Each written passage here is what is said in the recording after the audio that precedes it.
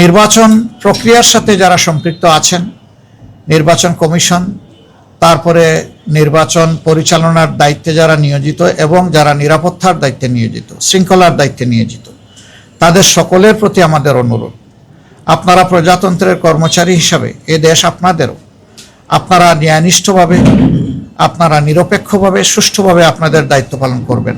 অনেকটা ঈদের উচ্ছ্বাস এবং আনন্দের মতো তারা যাচ্ছে, নিজেদের নাড়ির টানে গ্রামেই ফিরে যাচ্ছে, সেখানে তারা ভোট দিতে চায় এবং তারা তাদের মনের মতো সরকারও দেখতে চায়।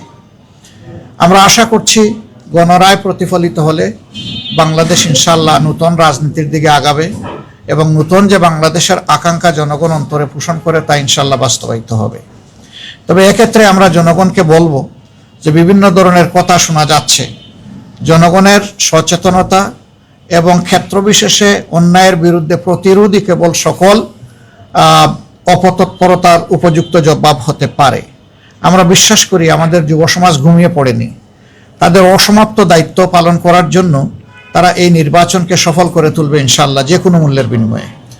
এবং কেউ অন্য কিছু করতে চাইলে আমরা অনুরোধ করব জনগণ যেন নিজেদের অধিকারের পক্ষে মজবুত হয়ে দাঁড়িয়ে যায় এবং স্পষ্ট জবাব দিয়ে দেয়।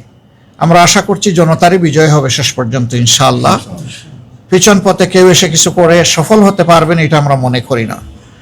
নির্বাচন প্রক্রিয়ার সাথে যারা সম্পৃক্ত আছেন, নির্বাচন কমিশন, তারপরে নির্বাচন পরিচালনার দায়িত্বে যারা নিয়োজিত এবং যারা নিরাপত্তার দায়িত্বে নিয়োজিত, শৃঙ্খলার দায়িত্বে নিয়োজিত, তাদের সকলের প্রতি আমাদের অনুরোধ, আপনারা প্রজাতন্ত্রের কর্মচারী হিসাবে এ দেশ আপনাদেরও, আপনারা ন্যায়নিষ্ঠভাবে, আপনারা নিরপেক্ষভাবে, সুষ্ঠুভাবে আপনাদের দায়িত্ব পালন করবেন। তাহলে জনগণের ভালোবাসা পাবেন, সমর্থন পাবেন এবং জনগণ আপনাদের এই কাজের প্রতি সন্তুষ্ট হয়ে অবশ্যই আপনাদের মূল্যায়ন করবে। আমরা অতীতের মতো আর কাউকে দেখতে চাই না যে সরকারি প্রজাতন্ত্রের, বাংলাদেশ নামের এই প্রজাতন্ত্রটির কর্মকর্তা হয়ে কেউ নির্দিষ্ট কারো পক্ষ নেবেন, এটা আমরা একেবারেই দেখতে চাচ্ছি না। আমরা কারো আনুকূল্যও চাই না, আবার আমরা অন্য কাউকে আনুকূল্য দেখানো হোক সেটাও আমরা দেখতে চাই না। আমরা চাই সবাই নিরপেক্ষতার সাথে যার যার জায়গা থেকে এই দায়িত্ব পালন করবেন। এই নির্বাচনের দিনেও বহু ধরনের রিউমার ছড়ানো হতে পারে।